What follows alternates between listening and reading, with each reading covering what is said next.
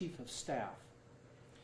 Dr. Wilson earned a Bachelor of Civil Engineering degree from Georgia Tech and his medical degree from the University of North Carolina, Chapel Hill. Since coming to the Jefferson County Department of Health and prior to the COVID-19 pandemic, his priorities have included advancing health equity, improving birth outcomes, addressing the drug addiction crisis, advocating for tobacco-free policy, supporting the development of a trails and greenway system to facilitate outdoor activity, and more recently, establishing a strategy to address violence as a public health priority. He has also worked to expand partnerships between the health department and other community organizations to pursue common goals related to public health. During the COVID-19 pandemic, he co-led the Jefferson County Unified Command Pandemic Response along with the County Emergency Management Agency Director.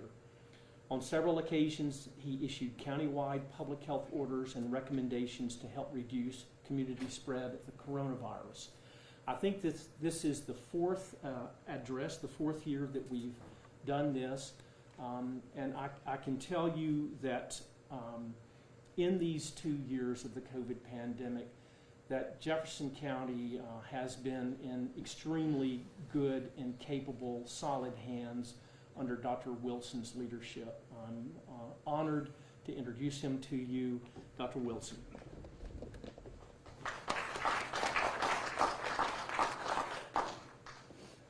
Thank you, Dr. Irwin, for your very kind words, and thank you to the School of Public Health and UAB for your hospitality.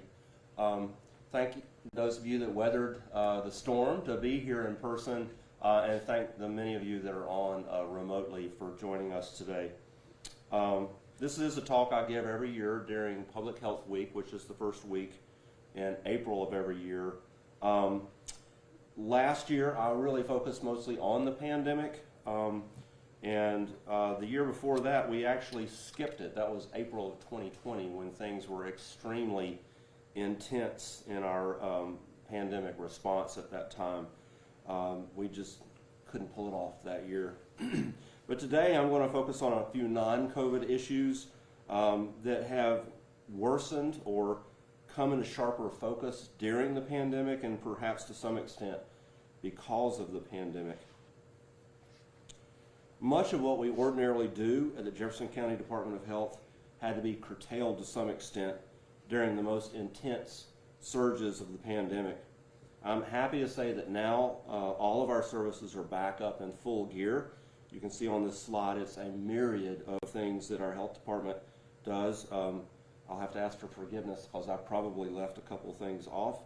But I do want to take this opportunity to thank all the employees of the Jefferson County Department of Health for your dedication and for all the great work that you do to protect and promote health in our community. I'm extremely proud to be part of the good work that you all do. It's an honor to work with you. Thank you, and happy National Public Health Week. I do want to take just some time to reflect back on the pandemic and the tremendous amount of stress, loss, and pain that it caused. There have been over 6 million estimated deaths in the world so far from the pandemic, almost 1 million of those in the United States. More than 140,000 children have lost a parent or a caregiver to COVID. As of yesterday, Alabama had confirmed 19,334 COVID deaths. And you can see a significant number of these, over 2,600, occurred since the beginning of this year. And that's been especially tragic considering the majority of these were among people who were not vaccinated. And had they been vaccinated, many would have lived. In Jefferson County so far we've had, as of yesterday, 2,336 confirmed COVID deaths. That's a lot of people, a lot of loss. And a significant number of people, we don't really know how many, are suffering from long COVID symptoms, including recent evidence that many people are suffering some degree of brain injury from COVID. We don't really know what will happen going forward. I may refer to the pandemic some in past tense in this talk, but we just don't know. I think we still have more ahead, but it's anybody's guess. I will say, regardless of that, it's clear that we are going to have a lot of fallout from this pandemic for a long time. I will say some good things have happened too during the pandemic. Countless people in our community stepped up to help. We saw a tremendous amount of goodwill.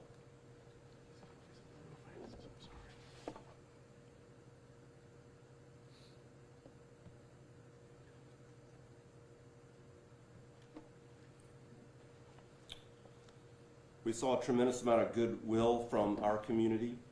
Old relationships with our partners in government, public health, healthcare, our educational institutions, our nonprofit sector were strengthened, and many new relationships were forged. I know that this has made us stronger and better prepared to face the challenges ahead, many of which I will talk about today.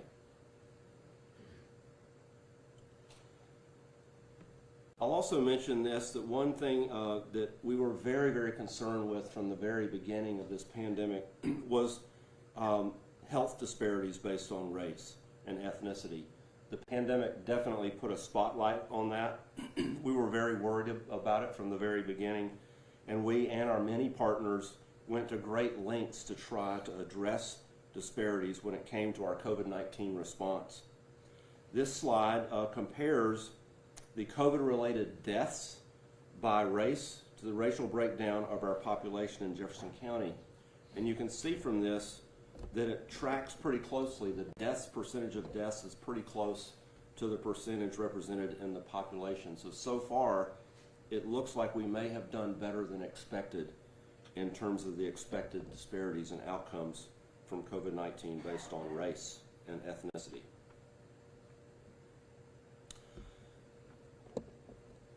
The rampant misinformation related to COVID-19 and especially COVID vaccines has cost a lot of lives. Anti-vaccination sentiment has gained traction, and I'm afraid that this is going to be going beyond just COVID-19 vaccines. You know, Alabama has enjoyed some of the highest childhood vaccination rates in the country, and that has helped protect us from outbreaks such as the measles outbreaks we had a few years in other parts of the country. But I'm very concerned about this and hope that we will remain vigilant so that we don't lose ground going forward. There's just a lot of anti-vaccine misinformation out there that we're concerned about.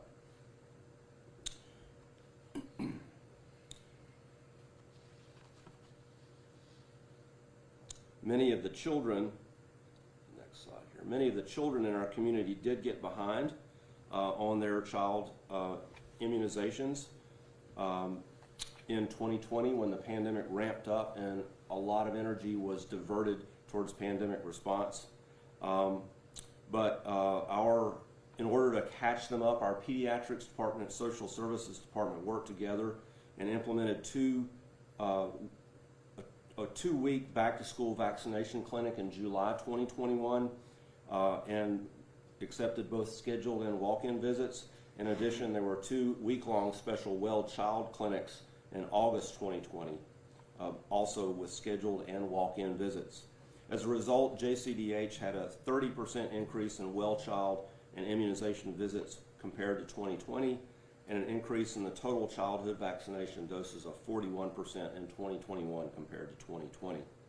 In recognition of this work, JCDH was one of 20 national winners of the Promoting Pediatric Primary Prevention Challenge given by the Health Resources and Services Administration's Maternal and Child Health Bureau.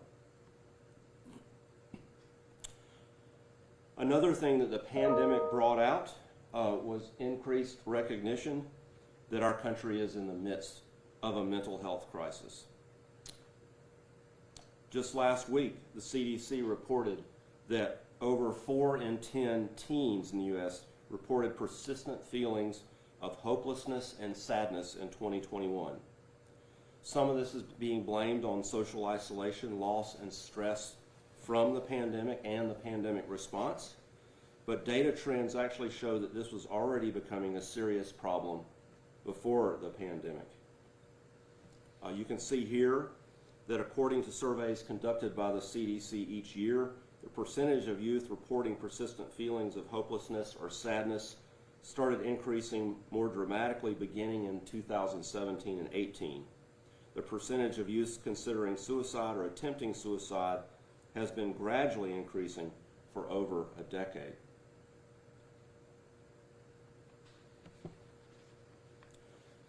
The silver lining, and I'll also just mention that in Jefferson County, you can see these numbers these are suicides by year, that basically these numbers, while we would all like them to be lower, they have been fairly stable.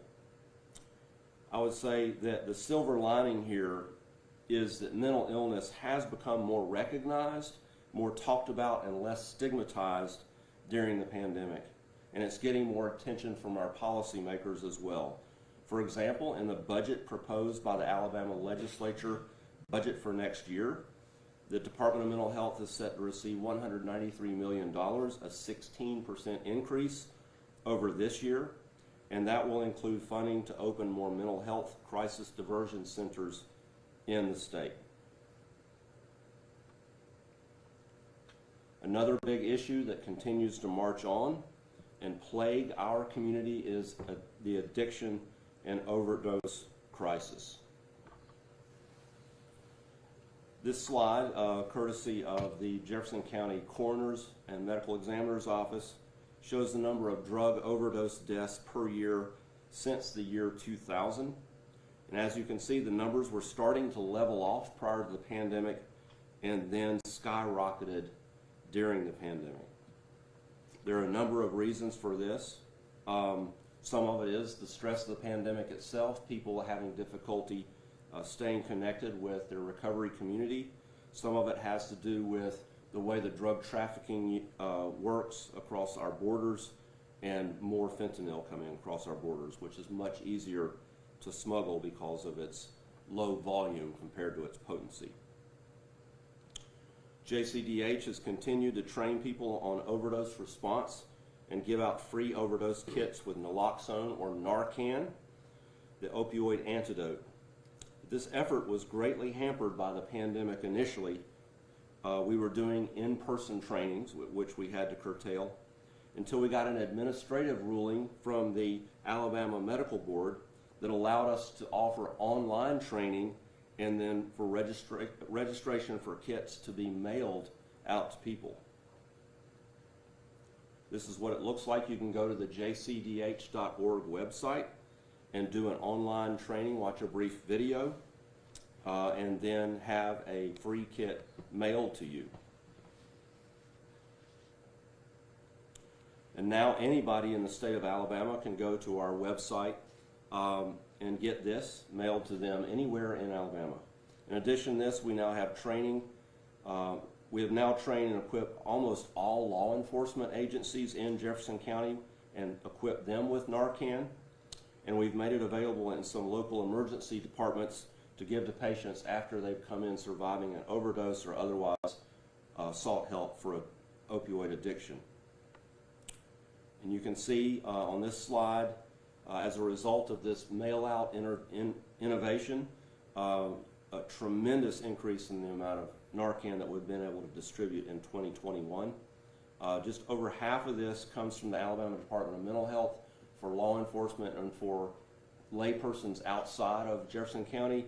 And then you can see just over 2,600 were actually provided by JCDH, purchased by our health department and given out in Jefferson County. You know, it does feel like we're losing the battle when it comes to overdose deaths, as you can see the tremendous increase in numbers. But I just want to highlight a few examples of actual lives that were saved, and every life is very important.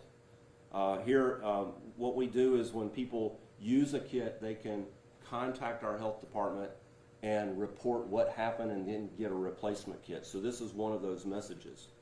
Today, my friend instantly overdosed after injecting a small amount of heroin. I administered Narcan.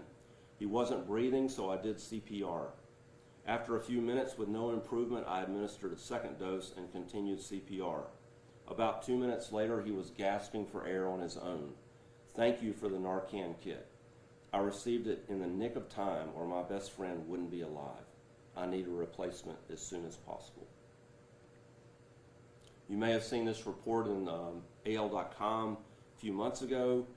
Jefferson County Sheriff Deputy resuscitated a 1-year-old girl that had accidentally ingested fentanyl, saved her life.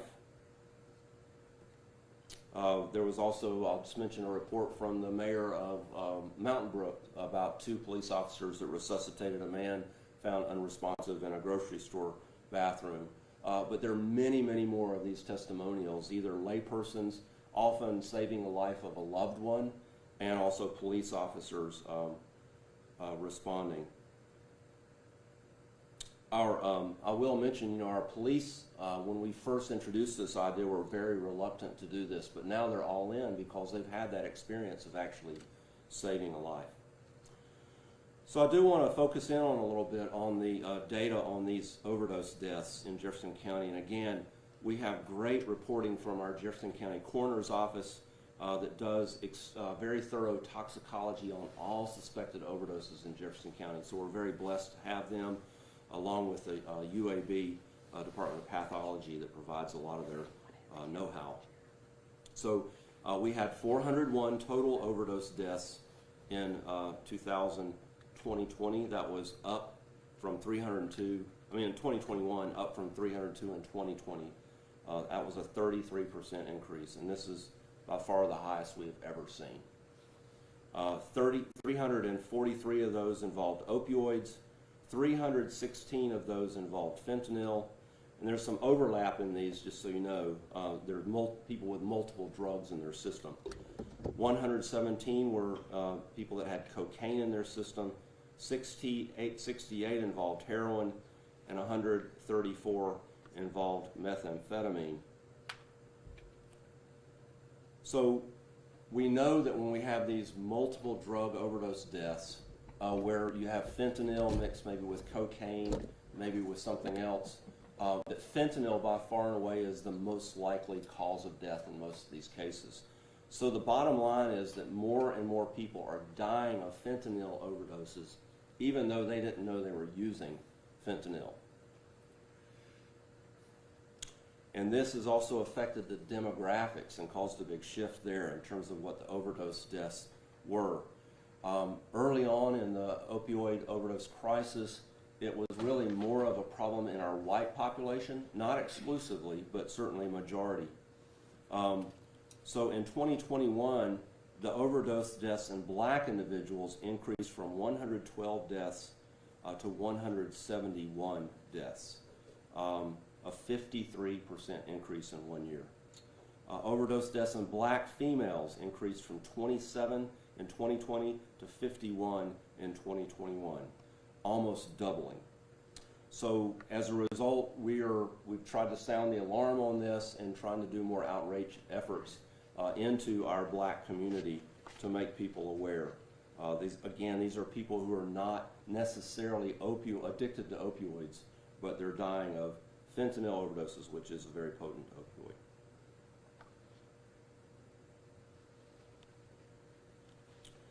Also a very recent report that came out, and another alarming statistic showing that law enforcement in the last quarter of 2020 had seized pills containing fentanyl, a 5,000% increase over previous quarters.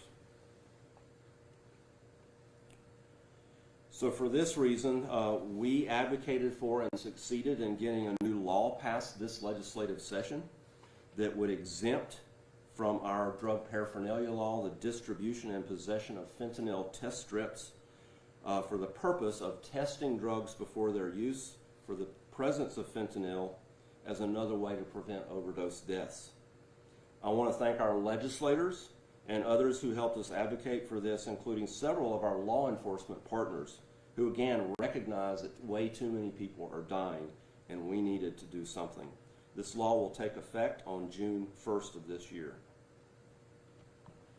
These fentanyl tests are fairly cheap. They're originally designed to test the urine for the presence of fentanyl, but they can be used by mixing a small amount of drug residue or a little tiny piece of a pill into water and then testing it before using whatever drug it happens to be. A study in Rhode Island showed that among people who detected fentanyl in their drugs using fentanyl test strips, 45% reported using less drug, 39% used with someone else present to make sure they were safe, 42% used the drug more slowly, and 10% discarded the drug and didn't use it at all. Another study in Greensboro, North Carolina, among people after fentanyl strip distribution efforts were underway. So this was a survey of people that had gotten the strips. 81% reporting using the strips to test their drugs, 63% reported detecting fentanyl in their drugs. People with a positive test were 5 times more likely to alter their drug use behavior compared to those with a negative result, including not using the drug, using less of the drug, or having naloxone on hand. So our health department will be starting to distribute this in June. We'll probably be adding it into the Narcan kits and also getting it out there with others. Our other harm reduction organizations can also do this because the test strips don't require a prescription or a medical provider to distribute them, so anybody can distribute them. Another big issue, which is a public health problem, is violence and homicide.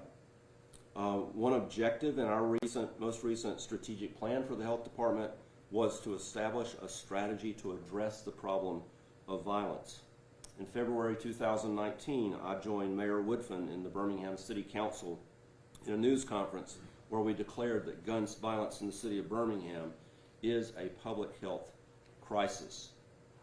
Our health department also facilitated development of the 2020-2024 Jefferson County Community Health Improvement Plan, or CHIP, which identified controlling gun violence and improving community safety as the #1 strategic issue for improving health in Jefferson County.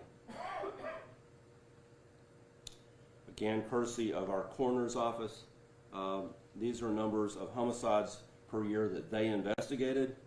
There are other data sources, but I found this is one of the better ones. You can see that, again, homicides started to increase before the pandemic. They jumped up in 2015, but again, they really accelerated after the start of the pandemic. And this same trend exists in much of the country. Here's a distribution of the homicides by gender and race. You can see it's much more likely to be in males than females and much more likely to be in black people than in other races or ethnicities.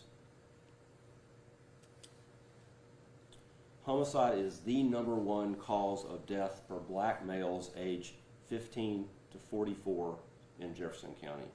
So it's a major concern, a major health equity concern for us.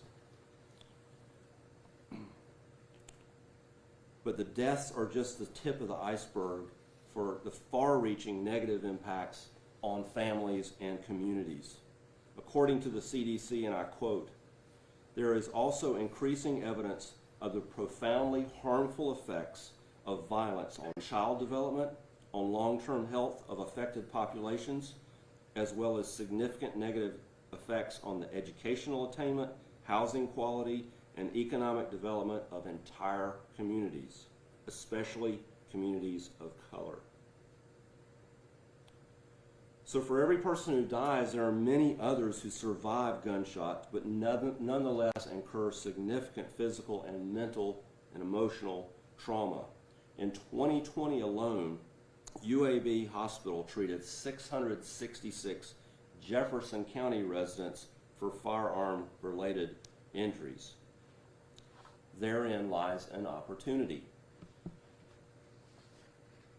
In March 2020, a community roundtable was established to address the growing need for violence reduction strategies in Jefferson County.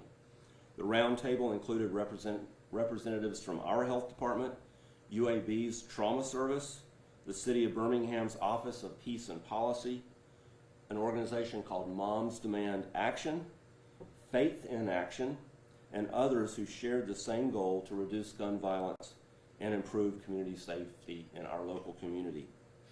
The roundtable held frequent meetings to identify programs that were evidence-based and had evidence of being effective, with some educational assistance from an organization called Every Town for Gun Safety.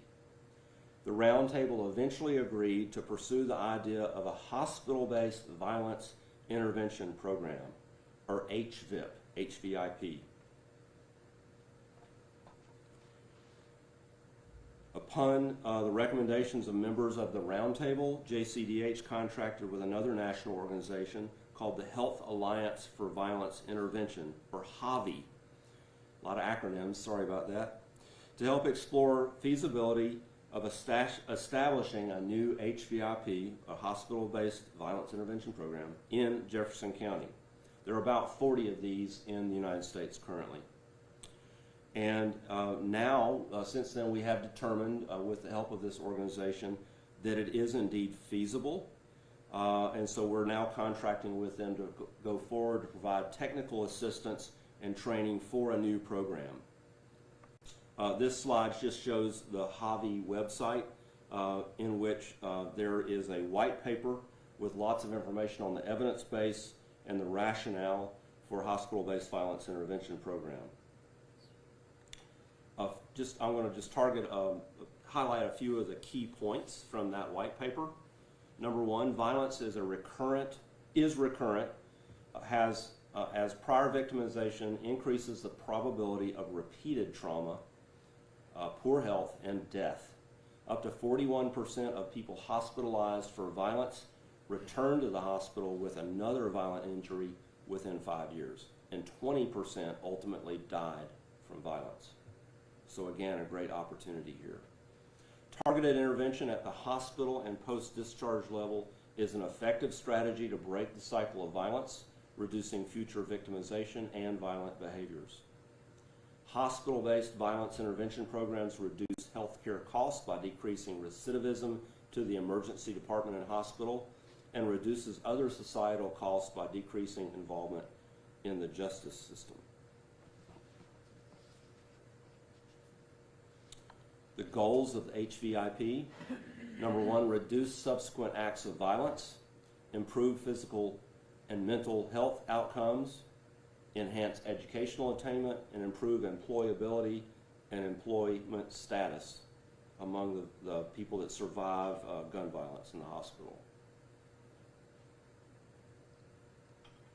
Oops, got ahead of myself. The violence intervention specialists, I'm sorry, I'll back up. The HVIP will hire and train violence intervention specialists to engage survivors of gun violence before discharge from UAB Hospital Trauma Service. They'll find out what their immediate needs are for safety after discharge, and then engage them in 6 to 12 months of intensive case management and close follow-up. The violence intervention specialists are people who are representative of the communities who are affected by violence, who have lived experience and street creds.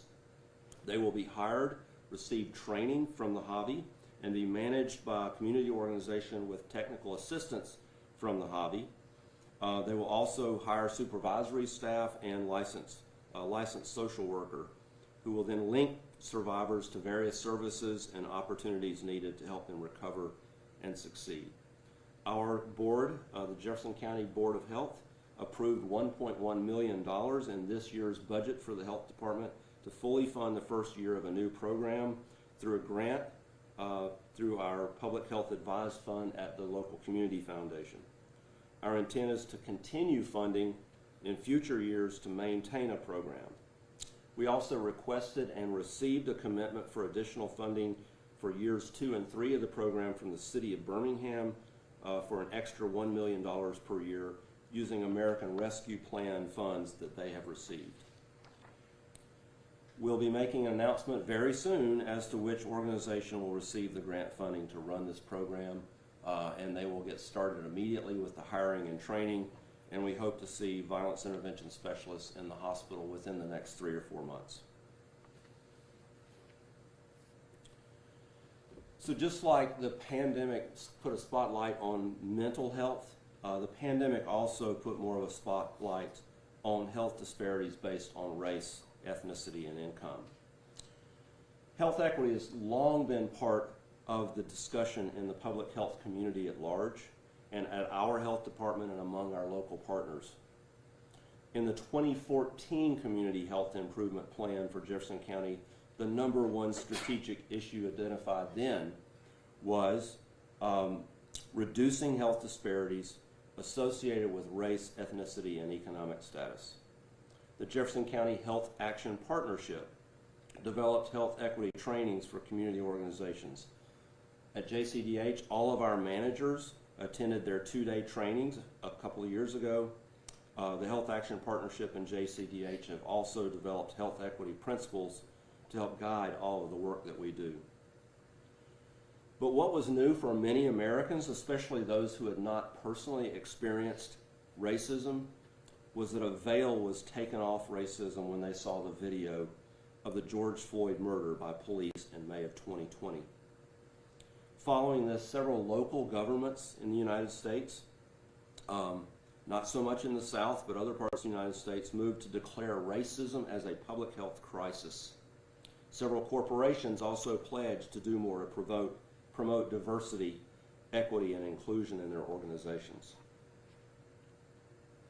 I asked our Board of Health at that time if they would be interested in making a similar declaration. On the one hand, we were already working to promote health equity. On the other hand, some felt there was a need to more explicitly name racism as an ongoing problem that affects people's health, and to not be silent on the issue during this time of national reckoning. The board took some time to discuss a potential resolution. There were a couple of concerns. One was that it wouldn't actually do anything that we were not already doing or planning to do as a health department. Another was that the mere mention of the word racism in Birmingham could raise alarms among businesses or people from the outside considering relocating in our area.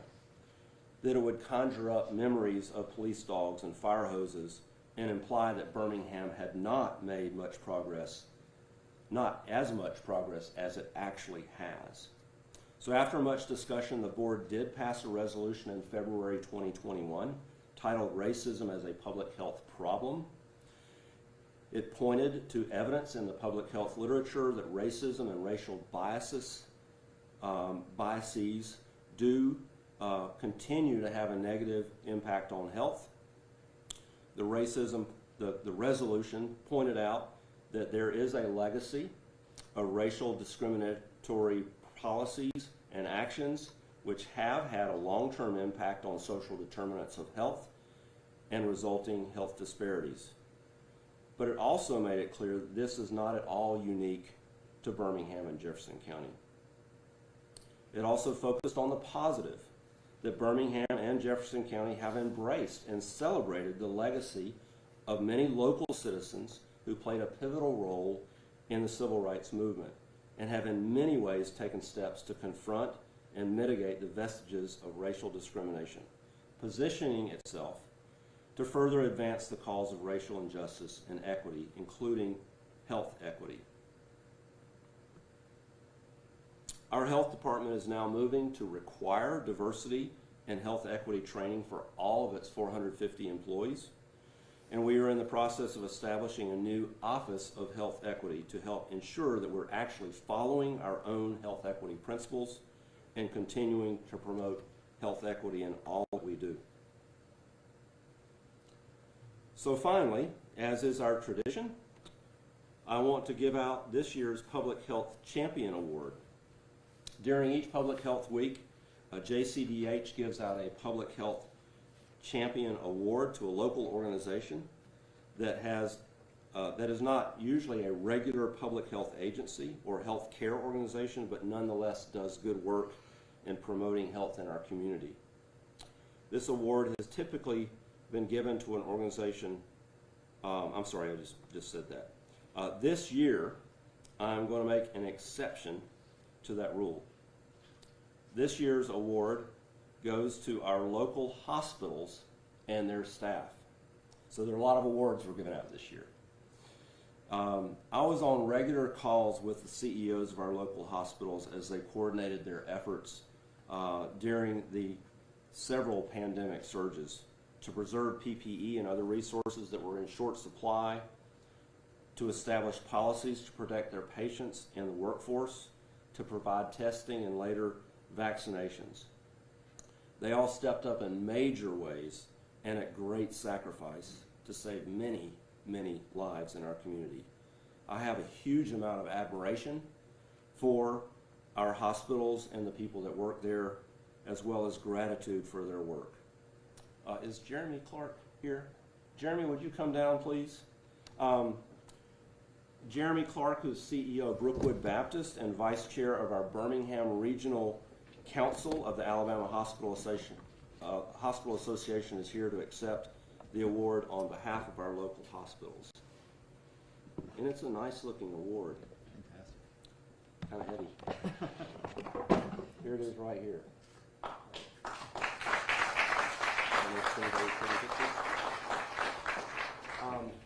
Public Health Champion for honor for heroic work during the COVID-19 pandemic. And this particular one is presented to Brookwood Baptist Medical Center, but we have one for each of our hospitals. Great. So thank you so much. Thank you so much. You can make a couple remarks if you want to. Well, I'll say thank you for this, and this really goes to all of our employees, our nurses, physicians, all of the techs at Brookwood Baptist and in all of the hospitals across the county. The last 2 years have been incredibly challenging, but also incredibly rewarding to work with those individuals and see them continue to provide high quality care, but also create and now maintain a safe environment of care for everyone who's receiving care in our building. So thank you very much for this. Again, we're very grateful. Thank you. So that concludes my remarks. I do think we're going to accept a few questions if anybody has any, or comments. Just be nice to me, that's all I ask.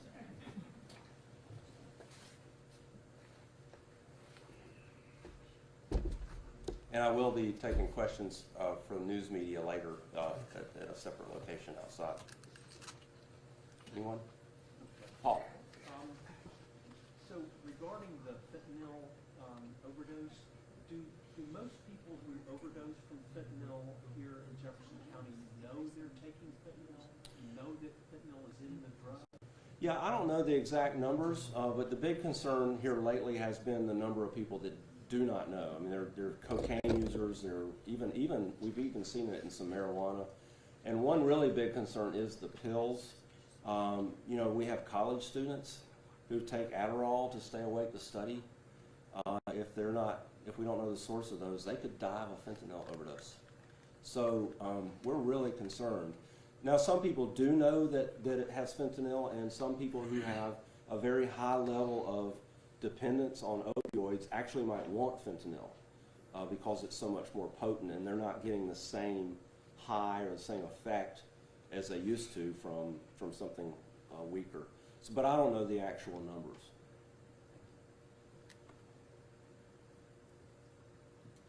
Nobody online? Yes, Paul.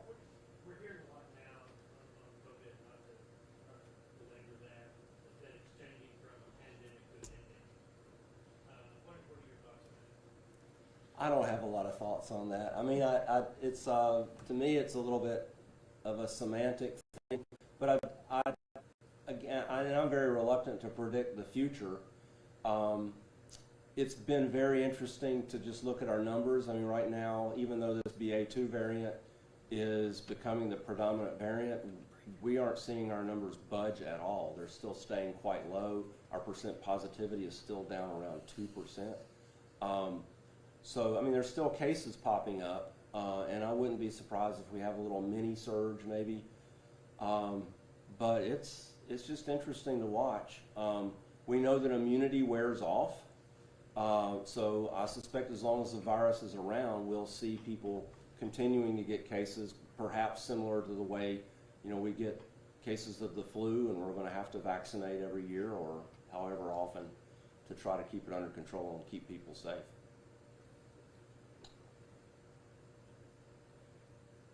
Anybody else? All right, thank you very much. Thank you, Dr. Wilson.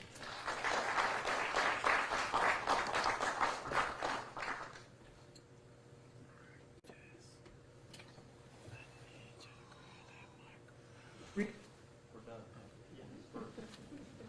Thanks for coming, everybody. Man, where you wanna go? You wanna go down there? Do it out there?